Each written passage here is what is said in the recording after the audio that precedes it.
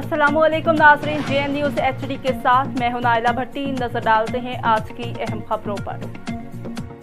मलिर कराची से नवाज सरगानी की रिपोर्ट के मुताबिक डिप्टी मेयर कराची और सदर पाकिस्तान पीपल्स पार्टी जिला मलिर सुलेमान अब्दुल्ला मुराद का मरकजी दफ्तर town municipal corporation Ibrahim Hyderi Malir आमद।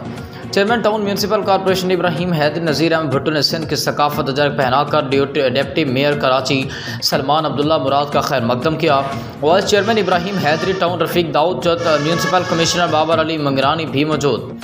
डिप्टी मेयर कराची सलमान अब्दुल्ला मुराद का इब्राहिम हैदरी टाउन के अफसरान से तौर पर मुलाकात। डिप्टी मेयर कराची सलमान अब्दुल्ला मुराद का इब्राहिम हैदरी टाउन के चेयरमैन नज़ीर अहमद भुट्टो पर भरपूर एतमाद और टाउन अफसरान की बेहतरीन कारकर्दगी पर इत्मीनान।